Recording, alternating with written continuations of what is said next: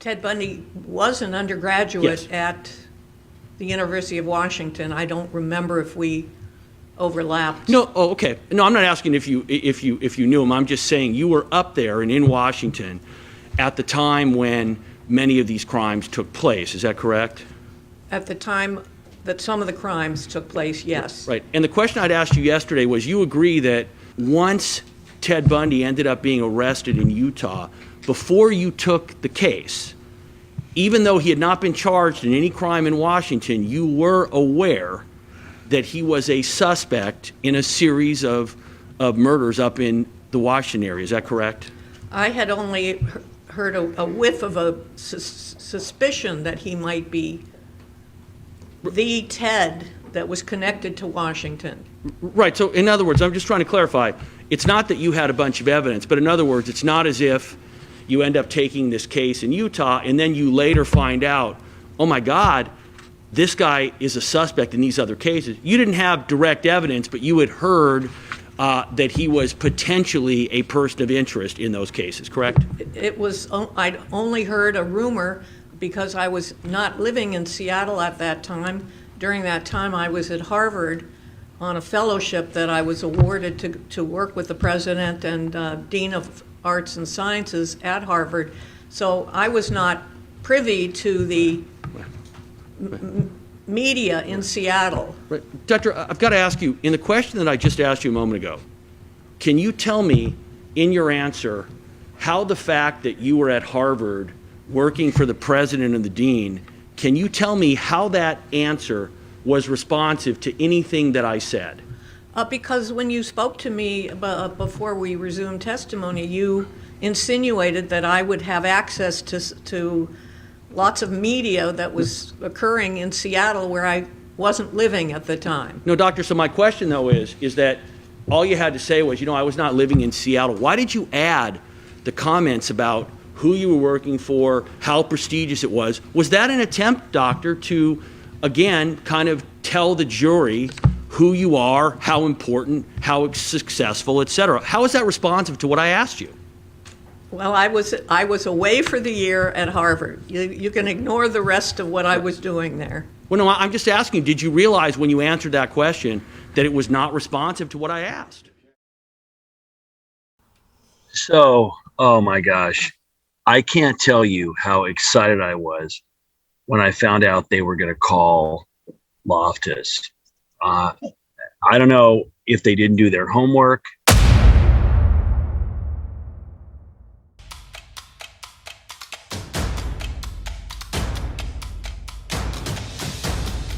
You are listening to the Roberta Glass True Crime Report, putting the true back in true crime.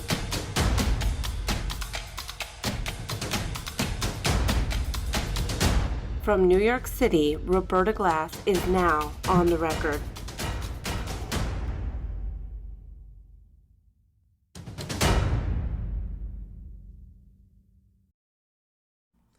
If you haven't seen Prosecutor John Lewin's unique approach to direct and cross-examinations, you're missing out. To quote Mr. Lewin, he likes to ask questions of which there are no good answers. Nowhere was this more jaw-dropping of an experience to watch than in his cross-examination of memory expert Dr. Elizabeth Loftus. Dr. Loftus championed what she considered falsely accused child abusers and murderers for decades, and she won awards for it, prestigious awards. She has testified for the defense of Bill Cosby, Richard Ramirez, Ted Bundy, Tim Hennis, Jerry Sandusky, and that's just to name a few.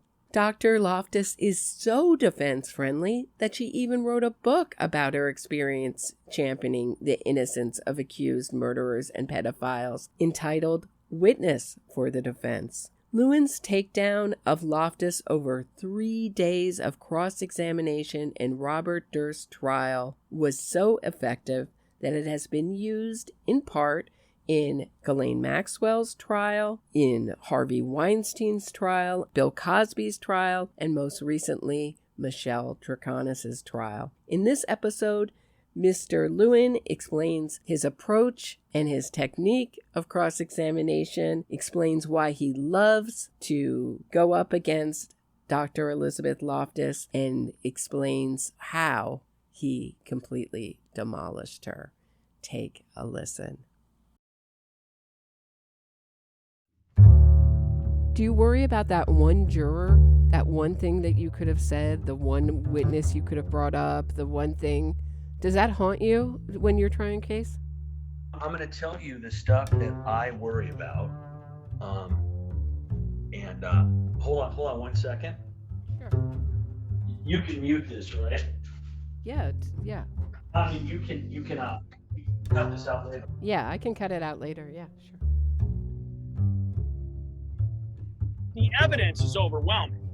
I mean, Okay. the evidence is it's overwhelming. True. No, what that means is, did you love your wife? Yes, I did. I loved her so much.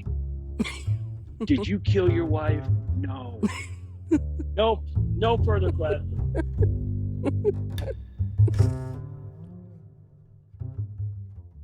I am happy to speak to you again. I can do it on Zoom when I'm walking my dogs. Okay. I'll call you back. I do it every day. It doesn't matter, we'll eventually, Great. and so you hear that right now? It's going to be a series.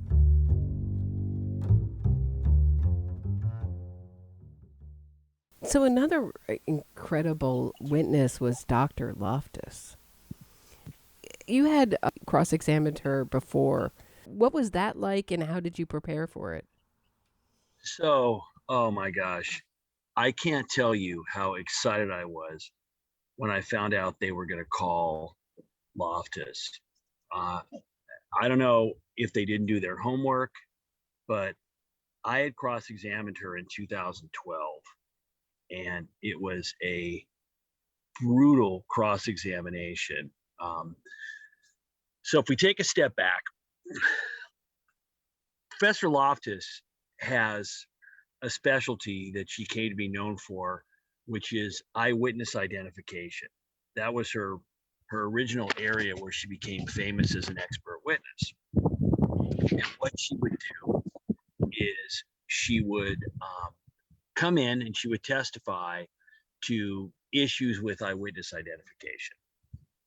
Now, Dr. Loftus has a very she has a very impressive academic pedigree. There's no question. She went to Stanford. She's published extensively in the field. She's, gotten many awards from, every scientific academy out there. I think she was named the 58th most, important scientist of the 20th century. So I knew what her history was. I also knew that in this case, she was going to be testifying to her other area of expertise, which is memory. So one of the things that she's come into kind of vogue now is that she testifies about particularly in repressed memory or memory in sexual assault cases, in old child molestation cases. And she comes in and she testifies. Now, one of the issues that Dr. Loftus has is that she has basically testified for the worst of the worst out there. I mean, her client list, you Ted can't Bundy, make it up. Night Stalker, OJ. I mean, she hasn't testified for OJ, but yeah. Yeah, Harvey Weinstein. She's testified for everybody. And when you're an expert witness, you control who it is you want to testify for. So in addition to testifying for these individuals, she charges a whole lot of money to do it while she's on the public payroll of these universities. What Loftus could testify to in this case was going to be about implanted memory. That's what they said she was going to testify about. Now we need to take a step back. This has to do with the witnesses who are testifying about what Susan Berman allegedly told them. We had 8 or 10 different witnesses who were coming in, and they were going to testify that Susan Berman had told them different stories, all having in common that she had helped Bob Durst cover up the killing of his wife, that she had called Albert Einstein pretending to be Kathy Durst, all variations of this story. And she had said this to 8 or 10 different people. Now, many of these individuals don't know each other. In addition, a few of these individuals, one in particular, had made the allegations before they were ever public. So this becomes important because the witnesses who are saying, Susan told me this, you have 3 ways to deal with these witnesses, and only 3 ways. 1, the witnesses are lying, right? Yes. 2, the witnesses are honest, but they're mistaken. So that would be the implanted memory argument. The implanted memory is not saying a witness is lying. It's saying the witness believes something that isn't true because of, what they heard in the media, improper conduct by police, etc. The third argument is that the witnesses are neither lying or mistaken, that Susan Berman actually told them that, but she was lying. So does that make sense, the 3 options that you have? Yes.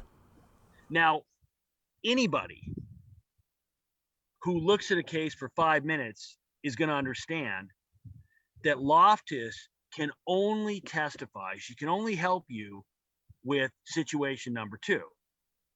She's not allowed and can't testify that these witnesses are lying, right? Yes. That's not for her to decide. She also can't testify that Susan was lying. So the only way she can help you is if your argument's going to be these are implanted memories, the witnesses are honest but mistaken. So one of the problems the defense had was that they never came up with a coherent strategy to deal with these witnesses. And probably the best example of this was during Lorraine Newman's testimony. Do you remember that at all? Yes, I do. So Lorraine Newman basically testified that Susan had told her that she had called Albert Einstein pretending to be Kathy. Now, when she was originally interviewed in 2001, right after Susan was murdered, the investigators were not even looking at Bob Durst. They were not even aware of him. And Lorraine never even thought about this issue. It was never even connected to her. No one asked her. So during cross, their first area of cross-examination was, well, you didn't tell the police about this originally, did you?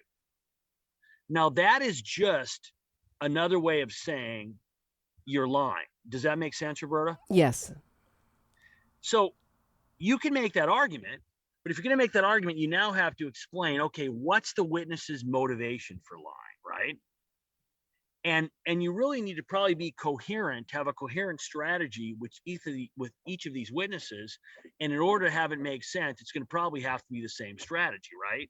It can't be, well, for these 2 witnesses, they're lying. These 2 witnesses, they're mistaken, but it's implanted. These 4 witnesses, they're not mistaken or implanted. Susan was lying. They're all basically saying the same thing. So you're going to have to come up with a coherent explanation, and it's going to make the most sense to have the same coherent explanation. Are you following me? Yes. So they get up, and the first thing that they do is they try to impeach her and say that she's lying. Well, if you're going to say that a witness is lying, then you're going to have give a motivation for that, right? Yes. Lorraine Newman did not want to testify. She did everything she could not to come forward. So the idea that somehow she's making this up when she doesn't want to testify, it's the opposite. She would do anything not to have to testify. So that's the first thing that Chesnoff hits her with is basically, you're lying. He then, with the same witness, within 10 minutes, his next thing is to start asking her about her prior drug use. Isn't it true you took Right. these drugs? And the inference is that the drugs have destroyed her memory. Now, if you did any homework, drugs that are not hallucinogens don't create memories, Right. okay? Right. People will tell you when you take drugs for a long period of time, it's not that they create memories you didn't have, it's that they destroy memories that you used to have and can't remember. So he goes there. Then he goes, and isn't it true that Susan Berman lied a lot? Now I'm listening to this going, oh my gosh, how can this guy be having 3 mutually inconsistent defenses with the same witness? What's going on here? Now, she ripped him apart in every way. So now they're going to call Loftus. And obviously, if you're going to call Loftus, your defense has got to be these witnesses are mistaken. And these memories are implanted. Well, now you have another issue. How is it that all of these witnesses are going to have the same implanted memory when many don't know each other? And here's your other problem. Miriam Barnes originally gave the statement before it was ever reported anywhere. So that's a problem that they didn't seem to understand. Miriam Barnes told her friend, who also testified, who was another New York Times reporter and a lawyer. She didn't come to him because he was a reporter. She came to him because they were family friends for years. She told him shortly after Susan died that Susan had told her at the time that Kathy disappeared that she had provided Bob with the alibi. So that in and of itself, there's no way you can argue that that's an implanted memory, right? Absolutely not. You can't. Now, if she's lying, you would have to figure out what's her motive for lying. She doesn't have it. Now, the other mistake that they made is when she testified at conditional examination, and Chip Lewis is a lawyer I very much respect. He's a good lawyer, and he's someone I like very much personally. In these cases, because I tend to do a lot of the investigation along with detectives, I interview every witness. This is unusual for prosecutors. Most of the time, the cases are brought to the prosecutor after the investigation is done. I end up interviewing the witnesses myself with investigators, which is completely proper. But in all of my trials for the past 20 years, defense attorneys have tried to make me the issue. So during her cross-examination, remember, she was a conditional examination. And a conditional examination, just so you understand, in California, when a witness is 65 or older, or critically ill, or about to leave the jurisdiction, etc., you can conditionally examine them in advance of the trial. It's videotaped, and the idea is that if they become unavailable for trial, they die, etc., you can use their testimony. So we conditionally examined Miriam Barnes, years before the trial. On cross-examination, Chip Lewis gets up, and his first question was something like, Ms. Barnes, how many words do you think that you said during the interview with Mr. Lewin? And she says, I don't know. He says, would it surprise you if it was, how many words did Mr. Lewin say during that interview? Would it surprise you if it was 5,000? I don't know. But, sure. How many words did you say during that interview? I don't know. Would it surprise you if it was 500? So the idea that Chip is suggesting is that I'm the one who is implanting the information for her. Okay. Now, that would have been a fine strategy, except for one problem. Miriam Barnes had said the exact information that she related during my call. She had originally told that to her friend from the New York Times. She was not willing to come forward. That was Steve Greenblatt, if I remember. Steve eventually convinces her, after the case is filed, to talk to Charlie Bagley. Charlie Bagley does an interview with her where she again repeats everything that she's said to Steve. That gets printed in the papers. That's how I found out about it. Miriam Barnes was the one witness in the case that we didn't know about. So the idea that the defense is suggesting that Miriam Barnes' information is coming from me it's impossible because it's documented that Marion Barnes has related this evidence years before I ever met her. So given that that's the case, just her alone, you're not going to be able to argue implanted memory. Does that make sense? Yes. You can't implant a memory when no one knew about it. So there's only one thing you could say about Marion Barnes. You have two choices now. Marion Barnes is lying, or Marion Barnes is honest, not mistaken, that Susan Berman was lying. Yet they went with all three. So the other problem when you start looking at Marion Barnes and Dr. Loftus is that obviously Marion Barnes just by herself makes Dr. Loftus's testimony irrelevant. So Loftus gets up there and she will not even concede. So I know all of this stuff in advance.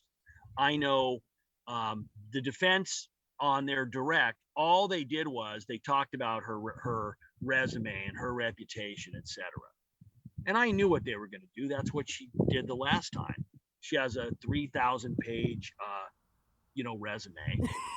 47 page resume, yeah. Yeah, I mean, it's incredibly long. And one of the things that I knew from examining her before is she's a professional witness. So she looks over at the witness. At the jury. She literally will turn, she looks straight at them. And so one of the things early on that I did on a cross was I noticed that whenever you're asked a question, you turn and you look directly at the jurors. Is that something that you're conscious of? Are you trained to do that, etc.? And that made her incredibly uncomfortable. So she then is now conscious of the fact that she does it, and she's trying not to. And every time she does it, the jurors, you can see in their eyes, aha, she's trying to manipulate us with her tricky expert witness stuff. The other thing that I knew that I had on her, and this is absolutely mind-boggling, when she testified in 2012, she testified, the facts don't matter, it was the murder of a CIA code clerk. So a code clerk, someone who worked for the CIA, was murdered. Yeah. And her body was dumped in the back of her car. Yeah. Yeah. In Playa del Rey. Mm-hmm. Near Dockweiler Beach. So what she was brought in to testify about was that you couldn't trust her 8-year-old son's memory of a domestic violence incident that happened the month before she disappeared, and it was horrendous. Now, the problem is that it was such a traumatic event that even the research doesn't really help her there. In other words, you're going to remember this because it's your mom being choked right in front of you. Right. So what you're saying is that, and this came up in the Maxwell trial, also in the Durst and other aspects of the Durst trial, that that these are traumatic memories, so that they're going to be more stronger than other kinds of memories. There's a term, they call them flashbulb memories. Interesting. Okay, and you can have any expert. So I guarantee you that if I were to ask you about an event that happened many years ago, there's certain events that even when you were a little kid, you can remember. And I will tell you, for me, when I was about 7 years old, I was walking, we lived in Anaheim, and I watched a poodle run across the street and get hit and die in front of me. I can see that dog. Literally, I remember I was looking straight into his eyes when he died. It was awful. I will never forget it. Now, if you ask me what kind of car the person was driving, I don't know. If you ask whether they were a man or a woman, I don't know. But that dog, I'm never going to forget. I don't care how many experts come in and tell me that memory's not reliable. I know it is. And I guarantee you that you have certain memories like that yourself. Absolutely. Does that make sense? Yes.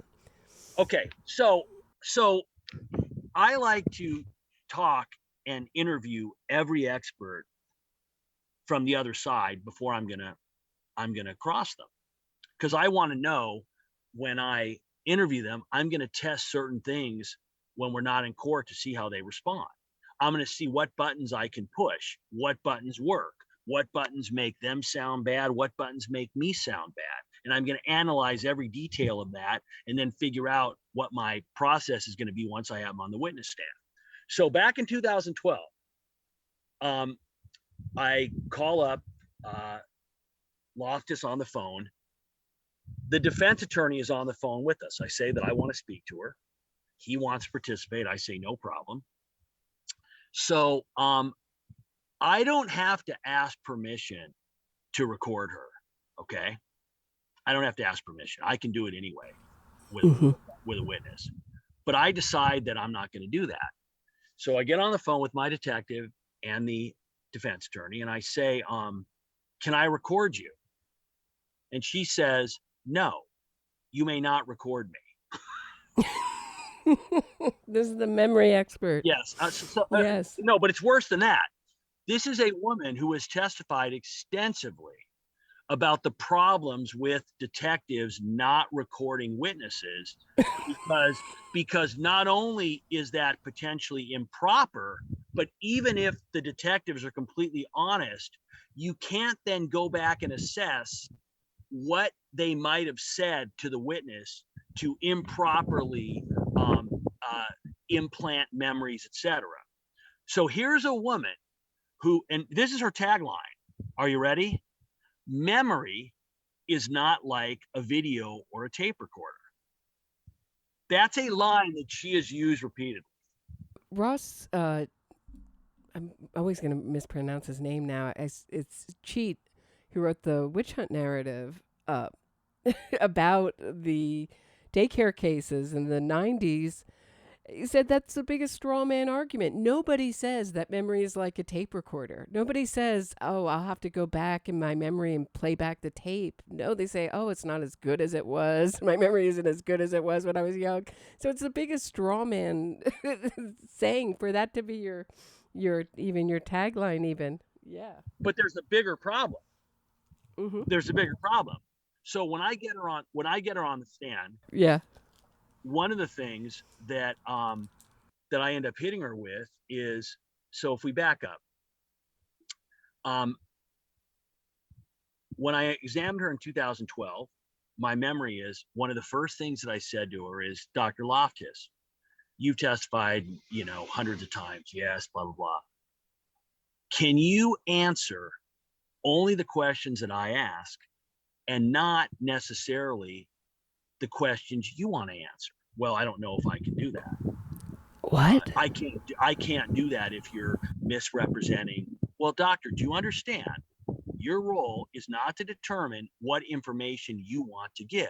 Your role, do you understand, is to answer the questions I ask. And the lawyer that hired you, he's going to get up here. He's going to have a chance to ask you more questions. He can do that. So right off the top, you're setting the rules for her. So then this is my favorite question. And and this is going to go back to more strategy.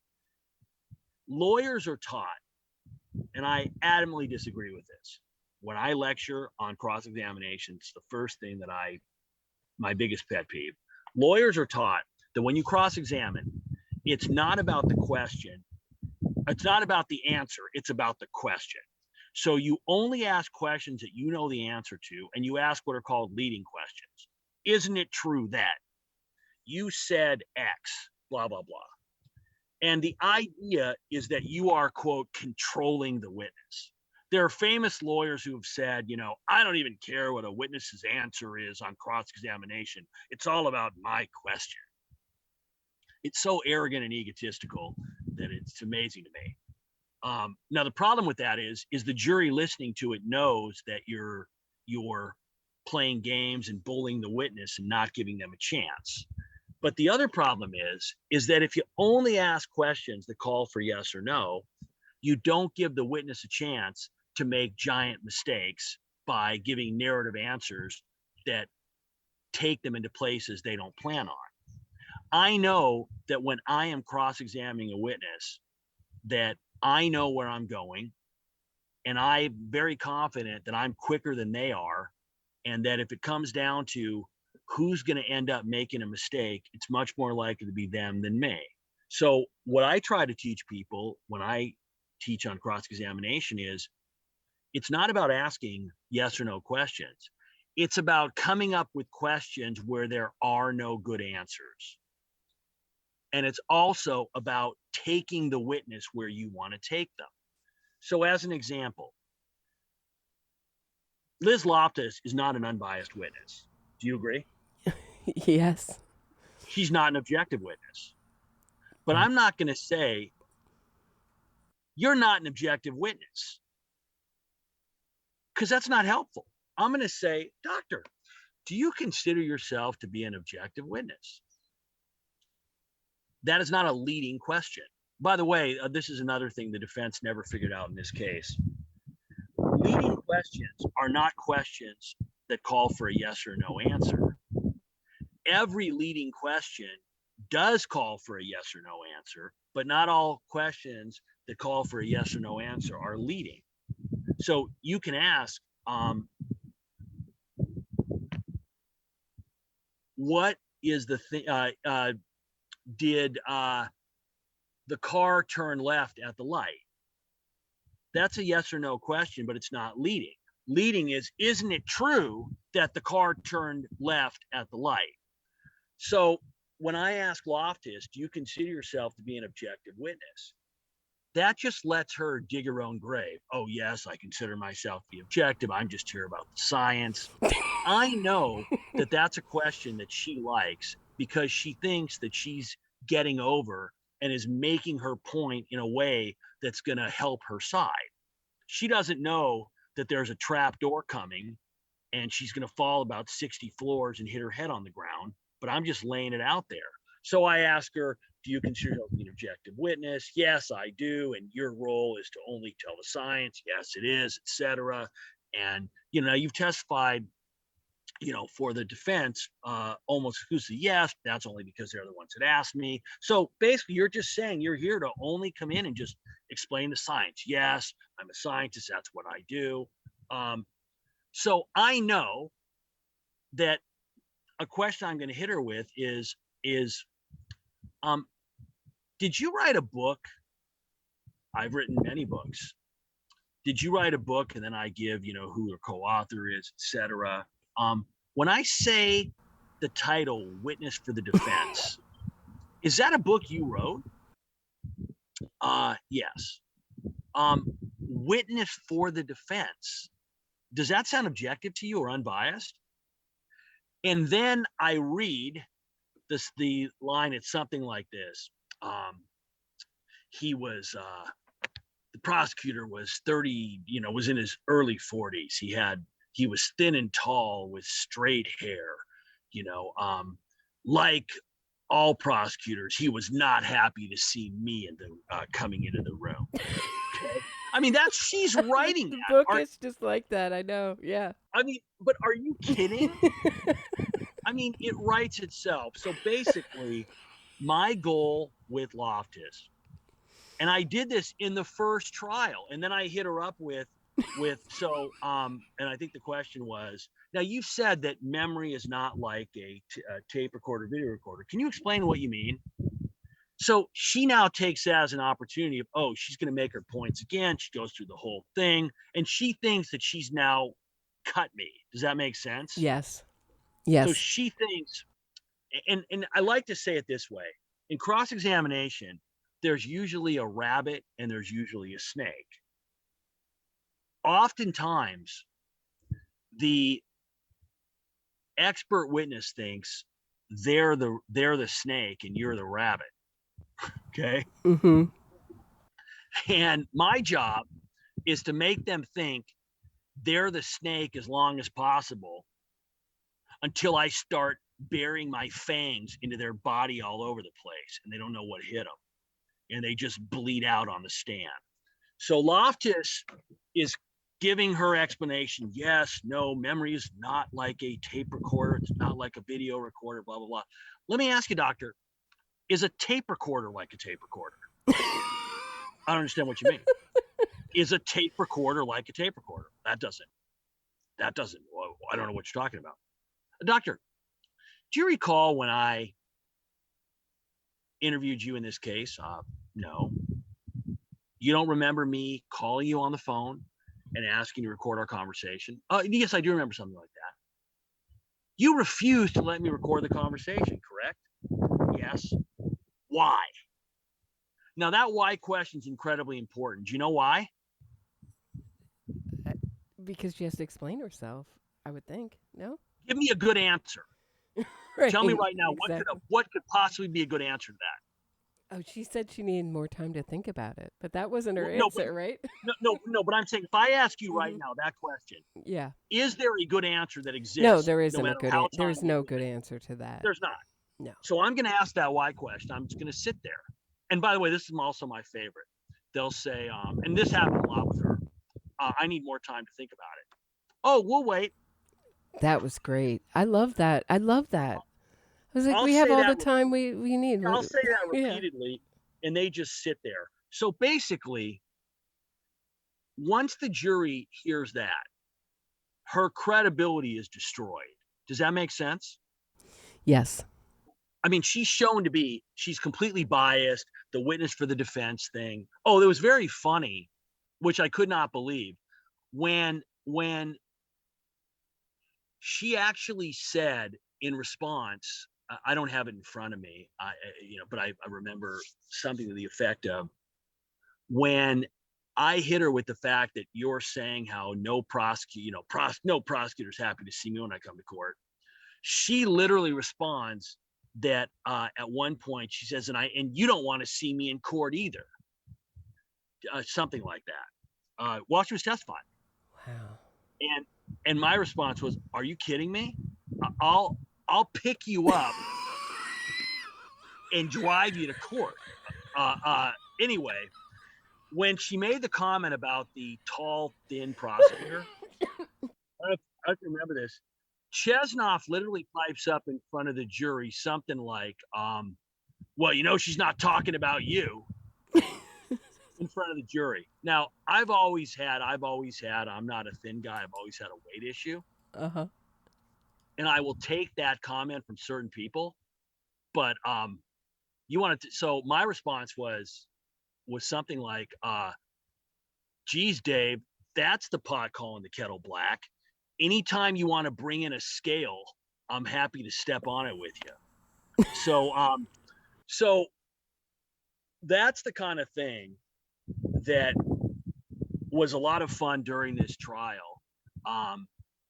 And I very much enjoyed trying to figure out how I could make the witnesses in the defense say stupid things that hurt their case. And they provide a lot of opportunity. So what was crazy, and this goes forward, during Bob's cross-examination, Bob ends up admitting that, oh no, I'm not saying the witnesses are lying or mistaken. In fact, there's two other witnesses who Susan told the same thing.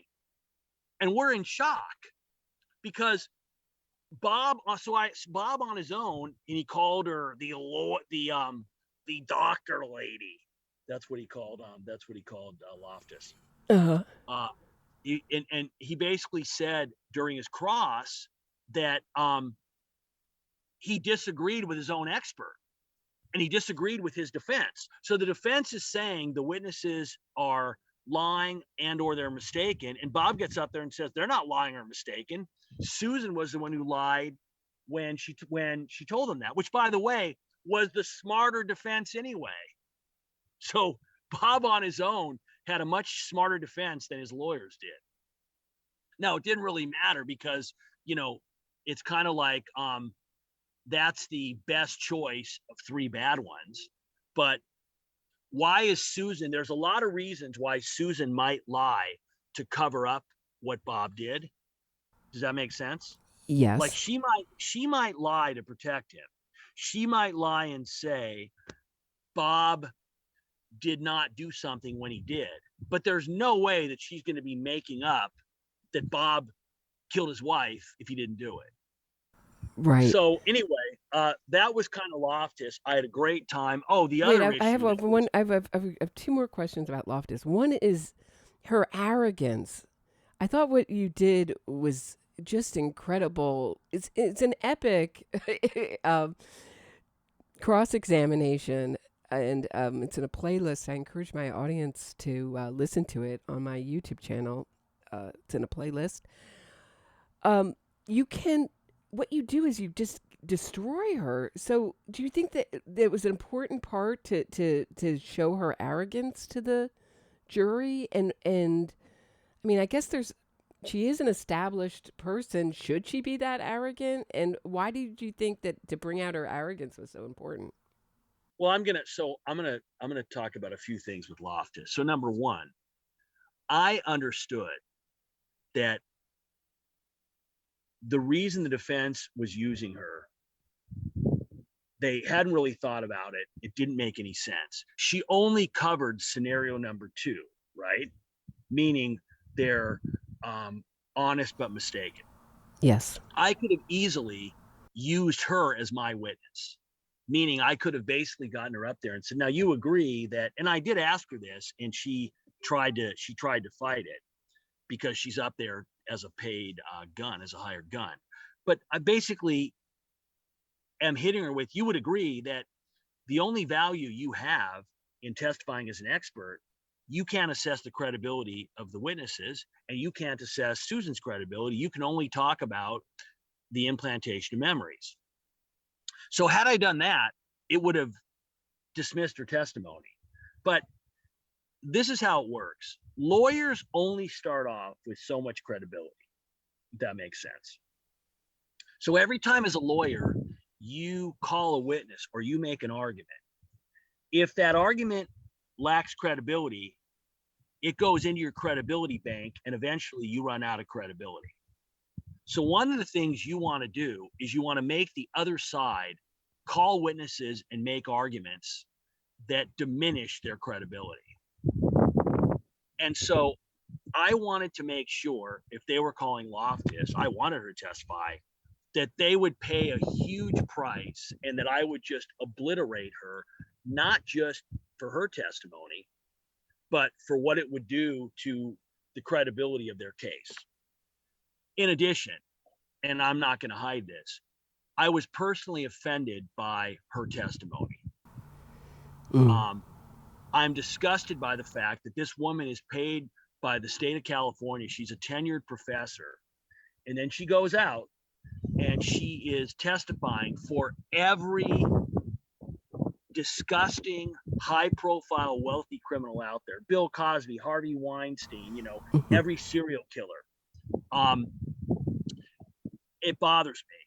Now, do you remember anything about Tim Hennis? That was my next question, exactly, which was, I thought the most effective part of that cross-examination when you brought up her support of Tim Hennis. So Tim Hennis, she testified in a second trial, and she was bragging that she destroyed the eyewitnesses' credibility who only saw Tim Hennis for a second. And if you see the sketch artist sketch, it's incredibly accurate, Tim Hennis, and she got him off. She paraded him around these Innocence Project conferences as innocent. This is her big success story until they found his DNA, and they tried him militarily, and he's on military death row, I believe. Or yes. Okay. So, okay, did I miss some things? No, it's even worse than that. So what happened is, and remember, by the time she testified, and I brought up Tim Hennis in the 2012 trial. So it's almost like you've already walked into a room and been blown up with machine gun fire, okay? So now you're going to walk into that same room. Do you think the machine guns are gone? I mean, it's bad enough that she would bring up Tim Hennis, it's bad enough that she would misrepresent Tim Hennis at all, but she'd already done it and been caught. So I knew what I had about Tim Hennis. from the first trial when she testified. So here's what happened with Tim Hennis, because I think it's really important that your listeners understand. And it's a crazy story in that in 1970, Jeffrey McDonald murdered his wife and children at Fort Bragg in North Carolina. 15 years later, I think her name is Katie Eastburn. Is it Eastburn or Eastwick? As I sit here, I'm trying to remember which it is. But she is living on the base. Her husband is away; he's in the military, and she and her two daughters are brutally murdered. It is horrific. There is and this is important. There's an African American, like a garbage man, who ends up seeing a guy leaving the house early in the morning. This is important because it goes to cross-racial identifications, which is another thing that she testifies about, that in essence, cross-racial identifications, meaning one person from another race is IDing someone of another race, are not reliable. They also end up eventually, I don't want to spoil the story as I'm telling it, but there's another witness who's going to end up making an identification of somebody at a bank who uses Katie's ATM card after the murder. And they're going to ID the same person. So if we back up, the murder happens, and they find out that they have just sold their dog to a Marine at the base because they're relocating to England and they can't keep their dog. And they want to talk to this soldier. So this soldier eventually ends up hearing they're looking for him, calls up and says, "Hey, yeah, I'm more than happy to talk." So he comes and he says, "Yeah, I bought the dog, from them. I came over, 2 days ago. I, didn't know anybody. I got the dog. That was it." That is the guy that the trash man and the woman at the bank picked out, said that's the guy. During the first trial, which Loftus was uninvolved in, he was convicted. The case was reversed by the North Carolina Supreme Court. I can't remember what the reasons were because it didn't involve my case. It wasn't important. But Loftus became involved in the second trial. And she ends up saying at the time and afterwards, she said that those were two of the worst eyewitness identifications that she'd ever seen. Yep. So he gets acquitted, and they then go on tour. And, she's introducing him on at conferences. They even go on, if I remember, either the Dick Cavett show or Johnny Carson. They go on some late night TV show. This was really celebrated. There was a TV movie. This was really celebrated wrongful conviction, quote unquote wrongful conviction. Yes. Celebrated. Yes. She's the hero and she's out there. She's selling it left and right. So eventually, in the late 90s or early 2000s, they decide to take a look back at the case.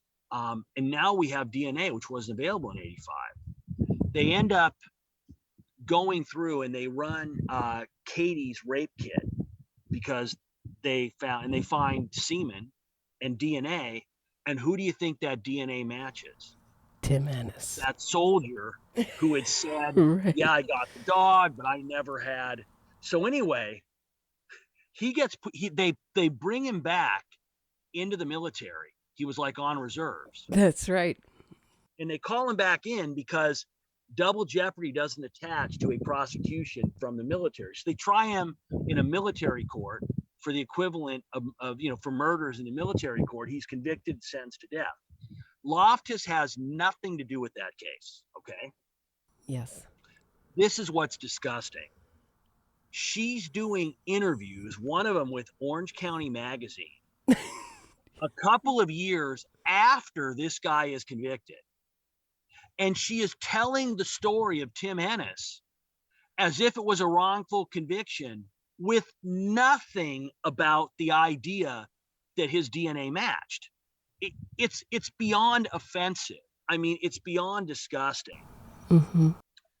She even dedicated dedicated a book to him, dedicated stuff to Ted Bundy, nothing to any victims at all. That was a great question you asked. How many books have you dedicated to a victim? Right, and she got up there and want to go back, and I knew we set her up in advance for this, but she should have known better. She spent a lot of her direct testimony on Durst talking about her work for the on wrongful convictions with Barry Scheck, etc. And what do those guys specialize in? DNA. Right. Now remember, just because you have a wrongful conviction case where you have somebody else's DNA that is not the defendant's doesn't mean the defendant didn't commit the murder.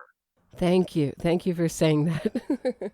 There are many cases where the defendant knows that the DNA at the scene isn't his, wants it tested because he knows it's not his DNA. It's unassociated with the crime.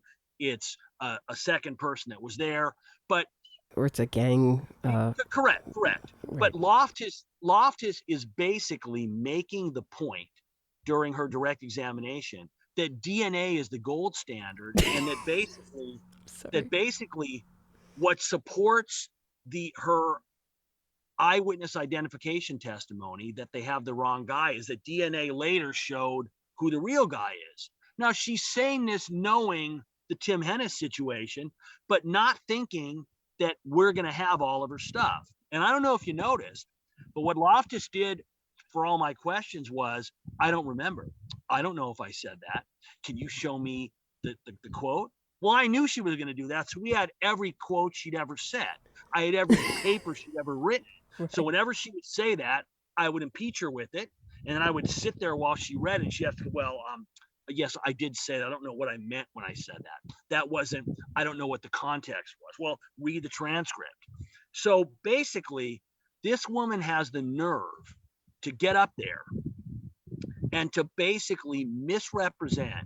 She's out doing interviews years after we know this guy brutally raped and murdered this woman, killed her 2 daughters, and she's talking about how he was wrongfully convicted. Mm-hmm. It personally offends me. It's beyond disgusting. And I'll be honest, I don't ever want to see her handle a case again. And I hope that that the transcript and the video gets out there and that it impacts her. Now, that being said, what happened after my case? She ended up testifying in Maxwell. Right. So I don't know who would hire her. I mean, I don't get it. Well, it looked like Prince Andrew was going to go that way, but he settled. So I don't know. I guess I wonder if she'll show up in some like the my alma mater, Sarah Lawrence College, Larry Ray case that's going on this week. So I don't know. I mean, it just seems like there's an endless wealth of what she calls unpopular people, what I would call psychopaths for her to testify for.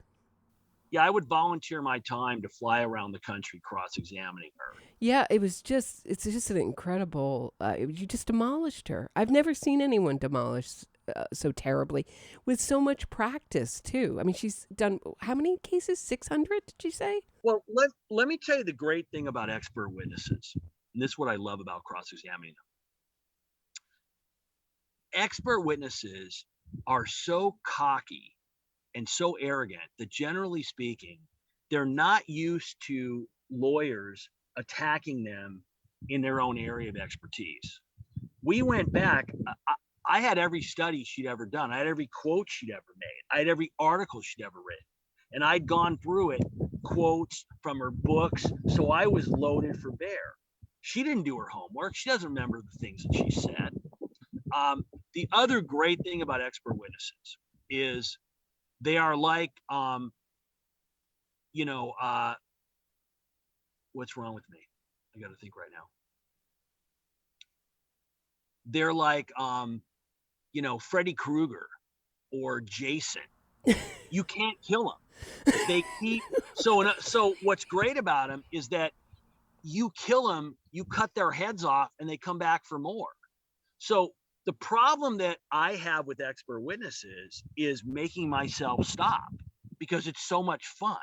I mean, I want it to go on forever and forever, and they'll keep going because they just think if they come up with more bullshit that they'll be able to talk themselves out of it. The arrogance is incredible, and this is a common characteristic of expert witnesses who come into courtrooms. So I was personally offended by her testimony. I was offended by how she got up there and pretend to be unbiased when we know she isn't. Oh, I forgot this part. You can't make this up. The woman compared herself to Oscar Schindler, saying, if only I could save more. You can't make this stuff up. I mean, it was, when people say, hey, you got her pretty good. I mean, did I get her pretty good, or did she, put the gun to her head and pull the trigger twice? I mean, I just put a flashlight into things she said. So one more quick question about Loftus. So here I am, I'm going to the Maxwell trial. I'm thinking, well, I'm so excited because Elizabeth Loftus is going to be testifying. And I think, well, DA Lewin already destroyed her. They're going to just follow this blueprint and it's going to be delicious. I can't wait. And I think it was Allison Moe. I'm not certain who examined her, cross-examined her, and but it was very short. She used some of your questions, but it was just she was really allowed to shine. The jury was mesmerized by her. It was a big disappointment for me because I think they did a little damage, but the jury really seemed to find her really credible in that case. Not credible enough to not convict Maxwell, but I don't know if that's the difference between the one charge she wasn't convicted of or not, but she really did make a good impression. It was just like night and day. Did you hear about that testimony or? So you couldn't watch it. I had spoken to the prosecutors on Right. that case. Mm-hmm. From everything that I know, they're all very competent lawyers, and in talking to them, they seem very well prepared. I was very impressed. What I've been made aware of is that the rules in federal court are much different than the rules in state court. So they were not going to be allowed to get into most of the areas that I got into. So I don't think it was a question of a lack of preparation or a lack of effort. I had given them all my stuff. I talked to them at length about it. I think the problem was that they're restricted by what they could do. So Do you know in what ways? No, no, I don't know specifically. I do know from lawyers that I've spoken to that in federal court, I don't practice in federal court. You can't do the kind of cross-examination that I do. You can't take the time. You can't ask the questions. And my understanding is that this federal judge runs a very tight ship. I would never be, my personality and my trial approach are not made for federal court. Uh-huh. So, it's important to know, where your strengths are, where your weaknesses are. And that's not that's not where I would have excelled. So you talked about having so much fun, you didn't want it to end. The judge in the Durst trial basically told you had to stop was it cross-examining or direct examining Durst? Was he your witness or the I can't remember. You mean with Durst? Yeah, was that a cross-examination or No, it was on cross. So, yes. Okay, thank you. So here's what happened.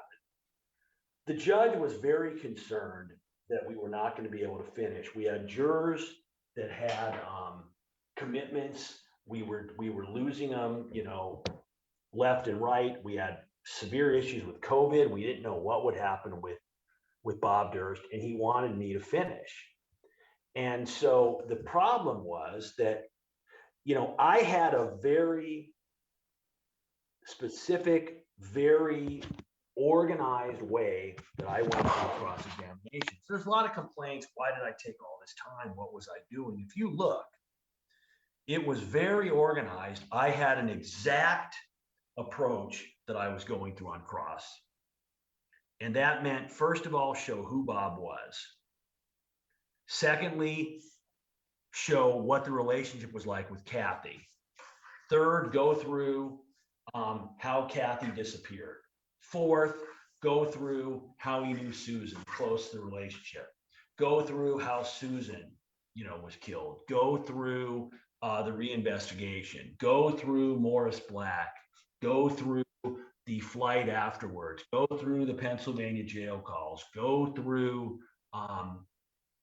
the Andrew Drecke interview. So I had to go through that very, very slowly. And the problem was that Bob Durst would continually, he would lie about his lies. So at one point in time, if you remember, the judge suggested to me that I ask leading questions. Do you remember this at all or no? Go further into it, and maybe I'll start to remember. So what happened is the judge says to me, Mr. Lewin, you can ask leading questions. Yes, I do. It's cross-examination. Right. Mm-hmm. And my response was, Judge, I'm not asking these questions, non-leading questions, because I don't know that I can ask leading questions. I'm asking them because I know that it's my belief that they are more effective and that it allows for Bob Durst to make mistakes. And if you look, every single day, the defense complains that we're wasting time. We get incredible moments. And I'll just tell you, as a lawyer, you want to get, there are these, what people call Perry Mason moments, right? That's my next question. Yes. Yeah, which don't usually happen. Okay, they don't. With Bob Durst, we had so many Perry Mason moments when he was on the stand. I mean, so many. I mean, a couple dozen. I mean, that just doesn't happen. So the problem was that I was going through things very deliberately. So the judge basically tells me, I believe on a Wednesday, he tells me at the end of the day, you have until the end of the day tomorrow to finish cross-examination. And I go crazy because obviously, if you're going to limit what I'm going to do, you can't tell me, you have to say that in advance, right? I haven't even gone through Morris Black yet. Right. So I end up sending an email to the judge with the defense copied on it, explaining what my position is. And Judge Wyndham is a very fair person. And we came back to court the next day and he reversed himself because he understood, listen, he was trying to get this thing done, but he also understood that it's not my fault that Bob Durst continues to lie on the stand and takes things, every time I ask a question and then he comes up with 3 lies and I hit him on the 3 lies. At one point in time, and I've never had this in a case, if you remember, the judge, not in front of the jury, he got a lot of criticism from this, which is very unfair, but the judge basically says in open court, Mr. Lewin, what more do you need to do? I mean, he's destroyed. That was incredible. He said, you destroyed his credibility on day one. What are you doing? What are we doing here? Right. Yeah. Right. And my thing is, I'm going to go through each area. So that's what happened. And my team and I realized the other thing, and this is another pet peeve of mine. So you had these idiot commentators saying, which cracked me up. So they were saying, and this is like a typical, mediocre lawyer comment. You don't need to get everything on cross. You just need to get enough so you can argue it in closing. Do you remember hearing that at all? They were idiots. They have the most idiotic commentary on that channel. I just get so frustrated with them. Right, but the problem with a comment like that is that jurors are told that argument is not evidence, right? So if I get up there and I argue what it means that Bob Durst said X, Y, Z, right? I'm going to get up there and I'm going to argue that. Mm-hmm. That is not the same. So if I'm saying, hey, listen, when Bob Durst said X, what do you think that means? That's just argument, right? Right. But if instead of making the argument, I ask Bob Durst the question directly, that's evidence. So I wanted to make sure that every piece of evidence in the case that I had, that I confronted Bob with, so I'm not just making arguments. So that's why it took so much time. And in the end, we ended up shortening our closing. We agreed to give up half a day of closing because the closings were much less important than the cross-examination. I mean, our position was, and this is true, and this was hard, and I had to tell my team this. We all did everything we could do in closing. Habib did a phenomenal job in closing. That was a great closing. Yeah. He did a phenomenal job. Ethan did a phenomenal job in closing. Both of them. Agreed. Okay, but I told them both in advance, listen, if we have not won this case before closing, that means we have jurors that are either corrupt or stupid. And if either one is the case, then nothing you're going to say in closing matters. So say what you want in closing, enjoy yourself, get up there and make your arguments. But, at this point in time, you don't have the control.